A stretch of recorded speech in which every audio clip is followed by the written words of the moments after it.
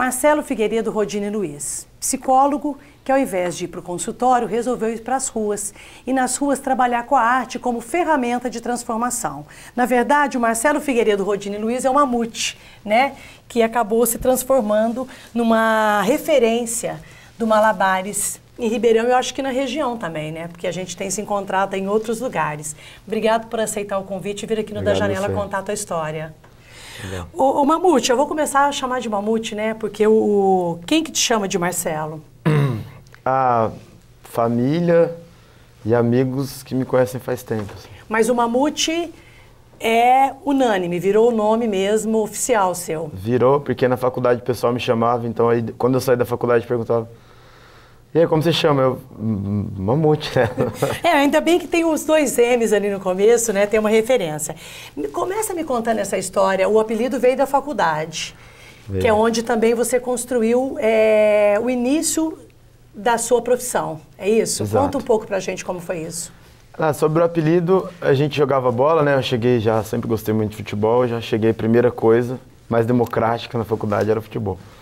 Ia jogar e o pessoal acabava o jogo, valeu Mamute, falou. Eu falava, valeu Mamute, falou. E eu trocava, né, o apelido, achava que era pra todo mundo. Aí um dia o cara falou, e aí Mamute, beleza? Eu falei, e aí Mamute, tá bom? Você achou que era uma frase, um olá, um jeito de se chamar lá. De se chamar. Aí ele virou e falou, por que você tá me chamando de Mamute? Eu falei, não é assim que vocês se chamam, os veteranos da história? Ele falou, não, é você o Mamute. Ah, porque eu pesava 87, né? 87? E aí eu era bem pesado e saía correndo na quadra de futebol, baixava a cabeça e os caras falavam que a quadra tremia. E eu acho que tremia mesmo, que eu sentia.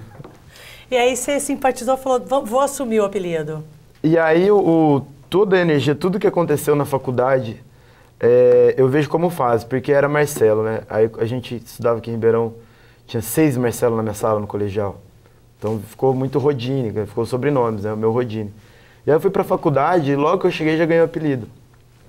Então eu vejo como faz, na época era Marcelo, tá, Rodini, e aí Mamute. E aí quando eu voltei pra Ribeirão ficava difícil eu entender ser chamado de Rodini. Pra mim era uma época passada, entendeu?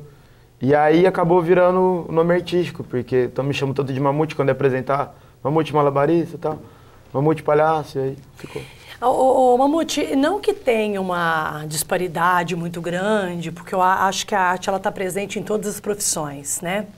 Mas daí a fazer uma escolha como você fez, não é muito comum, né? Então, assim, você terminou psicologia e falou, não quero ir para o consultório, meu trabalho está ligado às ruas, eu vou fazer arte e até encontrar uma forma de terapia através da arte para, sei lá, para levar, para deixar um legado. Eu acho que é mais ou menos, pelo que eu vi de você, parece que é por aí. Mas como é que foi esse trânsito, essa decisão? Assim, na faculdade você já tinha alguns movimentos ali dentro relacionados à arte? Como foi? Então, começou antes, porque eu aprendi malabares com 15 anos, com um amigo meu, chama Gustavo Paterno. Eternamente agradecido, né? Por ele aqui em Ribeirão? Na fazenda de uma amiga aqui, no sítio de uma amiga aqui perto. E eu vendo ele jogar 3 bolinhas assim, era um cara mais aberto com a arte e tal, bem cabeça. Eu falei, me ensina aí. Ele ensinou, acho que em 10 minutos eu aprendi a jogar 3 bolinhas. E aí eu pirei, né? Pirei. E naquela época não tinha internet, né? Quando eu tinha 15 anos, faz 11 anos, internet era uma coisa bem nova ainda, não tinha muito. Então não tinha material de pesquisa. Antigamente, até um pouco antes de entrar, o que tinha eram pessoas que tinham videocassete, fita cassete, né? Uhum, que era fitinha. E não, vídeo mesmo, e não compartilhavam. Eu até fiquei sabendo dessa história, o pessoal quem tinha, pra ficar sempre guardando conhecimento, entendeu? Exatamente. E aí, era o contrário do que é hoje, né? O contrário do que é hoje. E assim, com a internet que começaram a pipocar vídeos. Hoje você tem uma produção de talvez mais de um vídeo fantástico de malabarismo por dia no mundo. Todo dia tem vídeo novo, todo dia. Tá, e o vídeo de malabarismo que você fala é de atividades que os malabares realizam em alguma comunidade, algum trabalho específico? Não, como nem é que tanto. é? Vídeo de apresentação, de tutorial, oficina. De domínio das ferramentas mesmo. Que você vê a apresentação da pessoa ali pro vídeo mesmo. E isso te dá o material, porque o malabarismo você aprende muito vendo, né? Você vê um malabarista, você olha a postura dele e você faz. Por exemplo, uma criança que vê um malabarista atuando, meu sobrinho, quando ele tinha 2 anos, ele me chamava de Tetel, né? Falava, e o Tetel? Ele falava assim, ficava assim, bababales, bababales, bababales. Ele fazia velocidade, 7 bolinhas, né? Ele entendia que isso aqui era malabarismo. Então, quando você vê uma pessoa atuando, você saca mais ou menos a postura, o jeito, os truques, entendeu? Nós estamos falando de algo intuitivo? Nós estamos falando de técnica? Nós estamos falando do quê? Intuitivo, técnica, movimentos da sua expressão corporal, até dança, né? No caso, movimentos dançados. Então, antes de ir para a faculdade, eu fiquei uns 3 anos que eu aprendi a fazer 3 bolinhas e eu descobria truque sozinho. E eu fui descobrir depois que esses truques já existiam, que não era nada novo. E o malabarismo é assim, você vai descobrindo e de repente você vai vendo que nem tudo é seu, entendeu? Muita coisa já existia, sem você saber. E aí eu comecei a encontrar devagar malabaristas e tal. Na faculdade, uns 2 meses antes de ir pra lá, eu fiz aula aqui na escola de circo, na Caramuru. Que eu vi porque o malabares tem uma relação direta com o circo, né? Exato. Arte circense, vamos dizer assim. Exato. Podemos identificar assim? Ou a gente tem uma identificação do malabares com a rua também, independente do circo? Tá, é muita informação, viu? Quando eu vou conversando, eu vou pra cá, vou pra lá e volto. Eu vou tentar não ficar falando, andando em roda. Mas o malabarismo, ele acontecia muito dentro do circo, antigamente. Só que de uns tempos pra cá, até não tem como não citar o Cirque du Soleil, que deu essa repaginada aí no circo. Eu tenho severas críticas ao Cirque du Soleil, mas nesse ponto ele ajudou a renascer o circo. Assim. Eu, quando era criança, achava que o circo estava morrendo. Eu ficava triste, porque eu via aqueles circos vindo pra cá, mas cada vez mais abandonados e tal. E, na verdade, o circo hoje ele saiu de dentro do circo, né? O malabarismo, ele é uma arte por si só. Todo aquele movimento, né, as ferramentas, isso chama atenção mesmo. Agora, quando a gente fala de, vamos dizer assim, entre aspas, porque aqui a gente não está defendendo nenhuma tese, né, mas você estudou essa questão do malabares como... dispositivo terapêutico. Dispositivo terapêutico. Fala um pouco disso. Então, bom, foi assim. Então, só para fazer o link, eu tinha pouco contato com o malabarista e criando muito devagar, assim, sabe? Aí eu vi um vídeo do Cirque du Soleil, aí eu falei, nossa, primeiro vídeo do Alegria, espetáculo Alegria. E aí eu comecei a pegar os truques, falei, não, esse cara é bom, vou fazer os truques dele. Sem tutorial, você vê e volta o vídeo e tal. E aí eu fiz então aula de circo na Caramuru, por 2 meses, e fiquei encantado, falei, não, vou fazer circo para sempre. Aí eu passei no Unesp em Assis. Eu falei, agora eu não vou poder continuar, né? E eu fui ver lá, não tinha. Acho que em Bauru até tinha um movimento de circo lá e lá não tinha. Eu falei, eu vou optar pela faculdade. E treinava sozinho, né? Aprendi um pouco, devagar. Aí pela faculdade, evento de encontro de palhaço que aconteceu lá, eu encontrei uns malabaristas de Londrina. Foram meus primeiros professores de malabarismo, assim. Depois até da escola de circo, que lá eu tive um pouco. E aí eu comecei a trocar e ter essa vivência com pessoas que estavam vivenciando o circo e o malabarismo nas ruas, em todos os locais, assim. E então, continuei treinando. E no 3º ano teve uma oficina de circo social. Olha isso. Da própria galera da psicologia, que voltou para Assis depois de anos de formado e montou uma ONG que chama Circos. E hoje, movimento circo demais lá, tem um encontro de palhaço todo ano. E eles são alunos do Mário Bolognese, professor Marinho, que dá aula no IA, no Instituto de Arte de São Paulo. Que é um cara, tem um livro, ele é fantástico, assim. Então, beleza, aí eu continuei, aí eu entrei pra trupe e a gente fez 2 apresentações no ano. Como eu já tinha o malabares, eu já tinha uma apresentação já quase que pronta, né? Que foi um pouco trabalhada junto com uma dupla. E no outro ano me convidaram para ser professor da trupe e aluno, né? E professor da trupe e entrar na trupe como artista. Então, aluno não, integrante. Integrante da trupe, a gente saiu apresentando em algumas cidades por perto, era demais, assim. E então, no 4º ano, eu entrei para o estágio no CAPS, que é Centro de Atendimento Psicossocial, que é para quem não conhece, assim, é dentro da luta antimanicomial, a favor do fim dos manicômios. Do trancamento, né? De enclausuramento. De enclausuramento. Então, as pessoas passam o dia lá, tomam remédio, tem oficinas artísticas ministradas pelos alunos da psicologia. E é interessante a gama de aluno, de profissional da psicologia, que tem um contato com arte, que já tem um trabalho artístico, só que eu não vejo muitos aplicarem, assim. É uma coisa até interessante, que me deu um pouco preguiça da psicologia de várias maneiras, era que eu via muita gente com uma teoria X e uma prática Y, e aí pensava a psicologia ser você não viveu o que você acredita, entendeu? Entendi. Então eu ficava meio mordido com isso. No meio acadêmico você vê muita falcatrua, né? Todo lugar, né? E no meio acadêmico também. Então, beleza. Aí eu comecei dando uma oficina lá, eu passei no estágio, mas era de audiovisual, né, imagem e som, então a gente levava eles muito para passeio e tal. E no outro ano eu comecei a oficina de malabarismo e iniciação ao circo, que eu via que eles precisavam muito movimentar, sabe?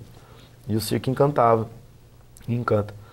Então eu comecei a trabalhar iniciação ao circo, eu era sozinho. Esse é um projeto que tem que ter fisioterapeuta, educador físico, malabarista, professor de circo, psicólogo, um enfermeiro, um acompanhamento multidisciplinar. Porque ele é muito potente, assim. E no começo eu era sozinho. Então eu ia, vamos lá, gente, passava o alongamento. No alongamento eu já via problema, porque eu falava, então pega a mão, puxa a outra mão, pega o dedo também. Aí os caras não sabiam o que era mão, o que era pulso, o que era ombro, 2 deles, os mais limitados, né? Com atraso mental muito grande. Então, nossa, mas como... Foi muito desafiador. E isso que é o projeto tá nisso, pensar como que eu vou aplicar o Malabares do Circo, né? Ensinar pessoas que têm limitações severas, junto de outras pessoas que nem têm tantas limitações. Porque tem muitas pessoas que são classificadas loucas, que são patologizadas e com a doença e tal, não sei o quê, psicótico, neurótico, e você olha uma pessoa normal, como você tem em casa, né? Alguém mais neurótico, alguém mais louco. Exatamente. Então, como que eu vou trabalhar isso? Aí o cara tava lá, eu fazia isso, ele todo embotado, assim, né, na dele. E aí eu comentando isso com as pessoas, que eu acho que a pedagogia, o ensino, você aprende muito conversando. Isso aqui é uma puta aula pros dois, assim, entendeu? Então, eu conversando que eu tinha um aluno que fazia isso, né? Até tinha meu nome, era o José Marcelo. E como que... Aí o cara falou, cara, olha isso, ele faz isso, explora. O movimento. Explora isso. O que ele te traz, você tem que usar. Eu já tinha um pouco isso na cabeça. Não é você ir lá e falar para ele, você tem que ser assim. É como você é, eu vou adaptar isso para as ferramentas que você tinha. Me ensinou muito, porque são coisas que eu já tinha, mas potencializaram. Então, como que a gente pensa o ensino hoje, no Brasil, que você tem que chegar para o cara e falar, você vai partir desse padrão e a nota é 5. Menos que isso você está reprovado, mais que isso você está aceito. E não leva em conta ritmo de aprendizado, interesse, vontade de aprender, sabe? Então, tipo, o normal é esse. Se você for abaixo, você é ruim, acima você é bom. Não leva em consideração o meio em que você viveu e as oportunidades que você teve. Meio, oportunidade e individualidade de cada um. Esse projeto teu, você falou que você tinha um nome, deu um nome para ele, como é que era que você fazia na faculdade? Na verdade, eu baseei, a minha monografia foi baseada nesse trabalho de 1 ano com os usuários. Então, malabarismo como dispositivo terapêutico, um disparador de alegria. Disparador de alegria. Que eu pensei nesse nome porque para tratar sofrimento psíquico, nada melhor do que alegria, né? A gente vai fazer um intervalozinho rapidinho, aí a gente volta para continuar com a tua história, tá bom? Beleza.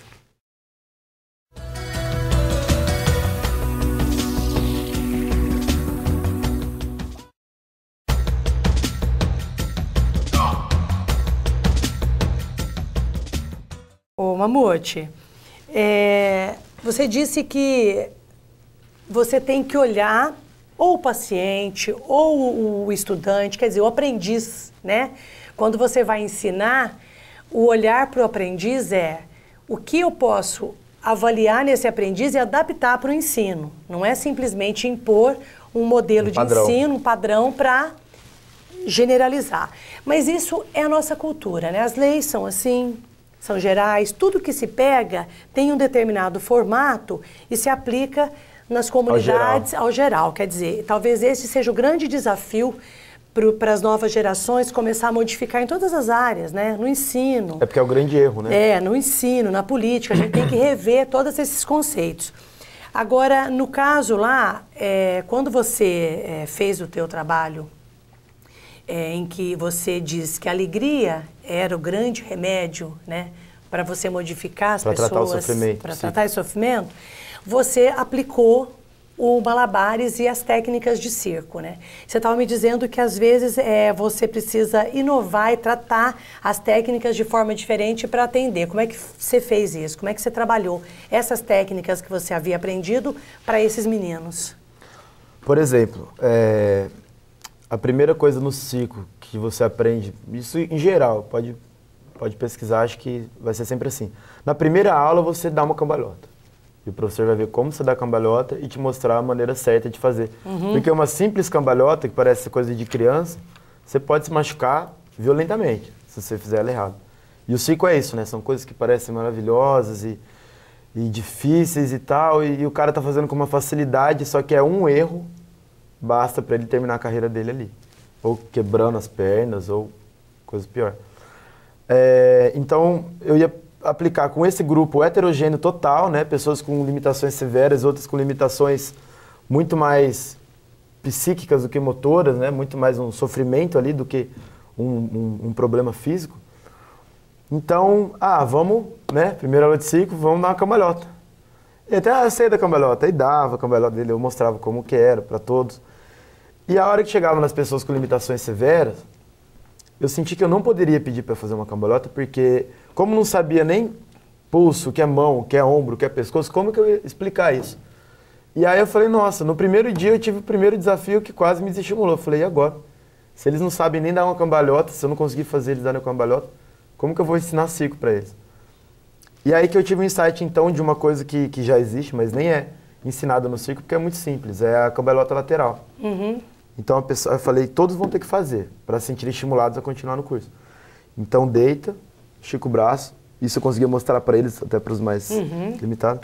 E aí vai fazer a cambalhota lateral. Rodando, vai fazer girando. Esse desafio de ir rodando e voltando. E isso é muito lúdico, né? Se você deitar e começar a rodar, você vai ver o tanto que é bom. E isso inclui. Isso inclui. É inclusão. É inclusão. E aí eles começaram a fazer. Então foi a partir desse pequeno e grande desafio que eu comecei a entender como que funcionam as coisas. E eu aprendi muito ensinando eles, até que eu acho que é muito isso, você aprende muito ensinando e você ensina muito aprendendo, se o professor te der brecha. Senão ele te põe numa cadeira, de costas para os outros alunos, de frente para você, e mostrando que quem ensina é só ele, né? E para mim que é o um contrário. modelo, né, de que você sobe em algum lugar, você é assento da atração de tudo. E hierarquia no ensino não existe, não pode existir. Se tiver, é um problema. Tem que ter hierarquia de respeito, de que quem está comandando a equipe, isso tem que ter, mas no sentido de ensinar, não, né? Eu acho que é troca, né? De ensinar, não, mas nesse modelo de gestão de escola, até o José Pacheco, que é a minha grande inspiração, assim, recente, e eu, como eu lia muito Rubem Alves, o Rubem Alves falava da Escola da Ponte, em Portugal, ele fez um bate-papo aqui no Daniel Mota. Bate-papo, porque ele falou que palestra, falou, não dou palestra, não. Ele começou o bate-papo com uma dúvida, respondendo, alguém tem dúvida? Aí, pô, professor, mas como assim? Você não vai falar? Eu falei, não, eu não vou falar alguma coisa que vocês não querem escutar. Eu preciso que vocês me tragam uma dúvida para eu poder esclarecer falar. E passar o meu conhecimento. Porque senão eu fico aqui, senão vocês vão ler meus livros, a gente não precisa estar aqui. Aí, já quebrou as pernas de uma galera e outra já. Adorou. Comemorou, né? Comemoraram. E aí ele fala isso, a aula mata o ensino, da maneira que ela acontece. Não deveria existir. Agora, uma aula de geografia, 50 minutos, pronto, acabou. Agora aula de matemática. Como assim? Não, e hoje, então, que você tem as redes sociais, a internet, em que todo o conteúdo você pega a hora que você busca, a hora que você quiser, né? Eu acho que aí é a história do desafio do empenho para a pessoa se debruçar e estudar, né? Porque aí é o grande desafio da pessoa falar, olha, estou empenhada em fazer alguma coisa. Agora, não foi simples para você não montar um consultório e ir para a rua, né? Você deve ter tido resistência familiar, você deve ter tido... Não é tão simples assim, né? Não, quando você falou disso, eu lembrei, em primeiro lugar, da minha família, né? Eu amo muito eles e foi um grande problema para mim, e para eles. A resistência deles, e para eles. Imagina, meu filho, pagamos escola para ele a vida inteira, ele fez o Nesp. Olha que benção, ele saiu e virou malabarista, né? Tipo, nossa, ele também trabalha no semáforo. Ele podia fazer malabarismo na hora vaga, né? Mas podia, exatamente. Não, por que você não trabalha com seu pai de dia e à noite você tem um tempão pra você fazer malabarista? E eu até tentei um tempo, assim, até, porque quando eu saí da faculdade, eu falei, não, vou ser malabarista, né? Fácil, simples. Cheguei aqui em Ribeirão, não tinha campo nenhum para malabarista. Não existia campo de trabalho para malabarista. Falei, então, vou ter que criar, né? Ou eu já vou pro semáforo de vez, só que a resistência familiar foi 2 anos de resistência. Até eu conseguir me libertar e ir pro semáforo. Minha mãe falava assim, olha, você pode fazer malabares, só não vai fazer aqui em Ribeirão. Eu ficava pensando, como é que eu vou fazer? Para trabalhar, eu vou ter que sair de Ribeirão para pagar para minha mãe não ver. É a preocupação, né? A preocupação dos pais, aquela história do ter que dar uma satisfação social e falta de entendimento que pode ser uma profissão e que é uma profissão. Exato. Você matou a psicologia, então. E eles não sabem que, tipo, não sabiam na época que a psicologia, ela vai estar em minha vida inteira.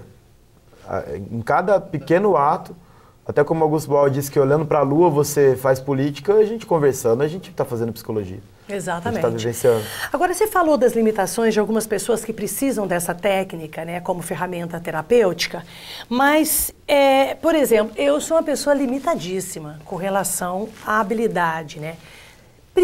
Existe um biotipo, vamos dizer assim, do malabarista? Não existe biotipo do malabarista. Lógico que malabaristas mais magros e mais altos vão fazer alguns truques que a gente chama truque de magrelo, né? Que é colocar a mão por trás das costas e tal. Mas não tem nada disso. O povo vira pra mim e fala, mas eu não sei fazer malabares.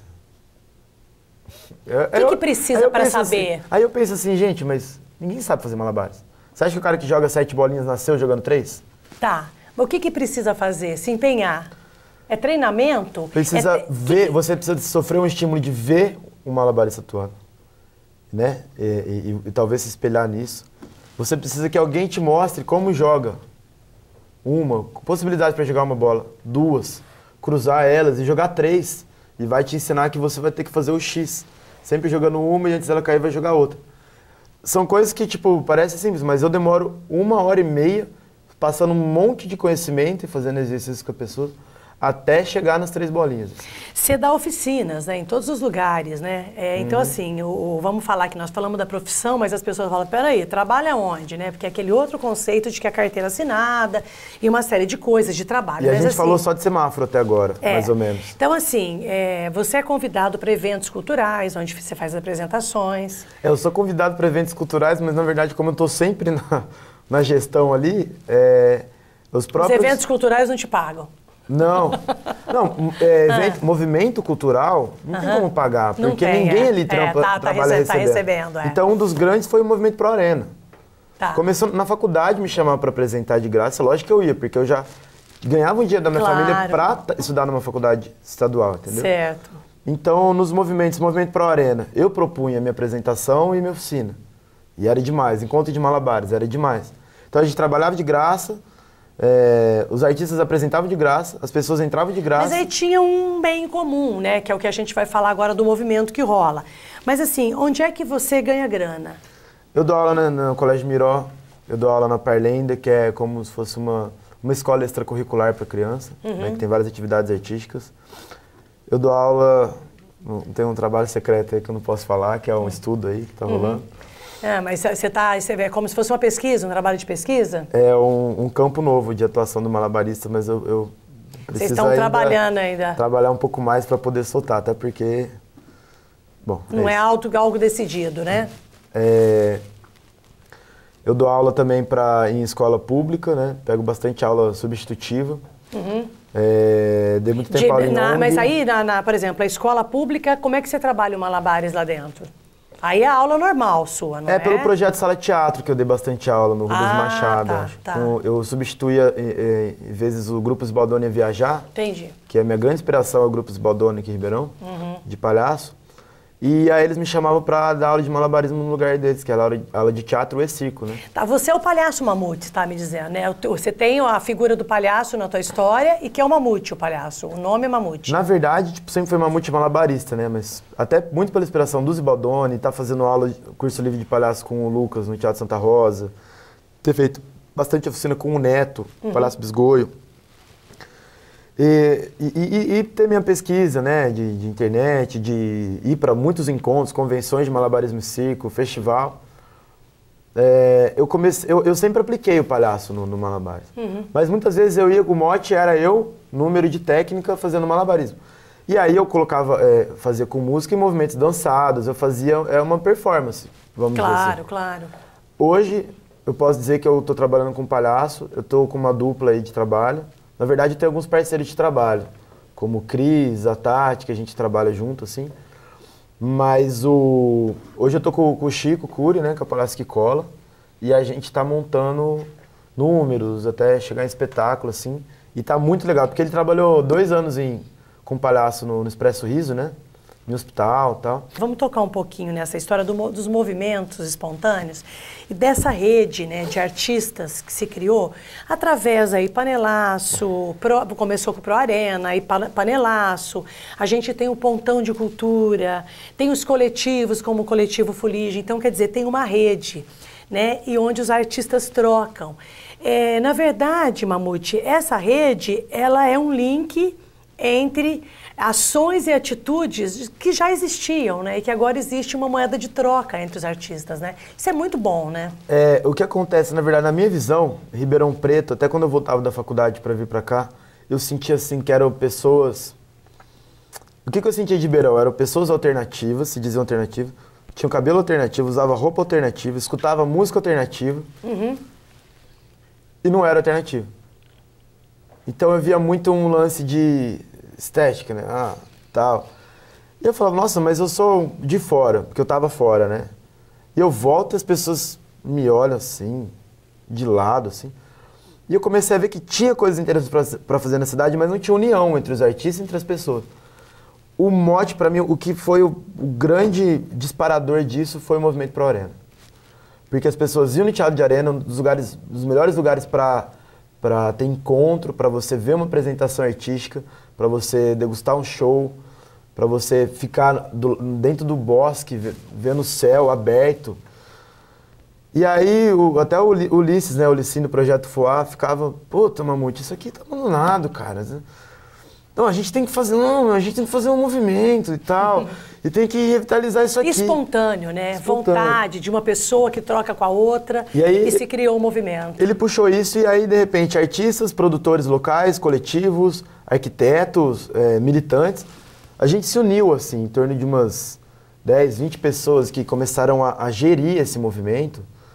E a primeira ação foi a ação multicultural. A ação multicultural é a saída para tudo hoje, eu acho.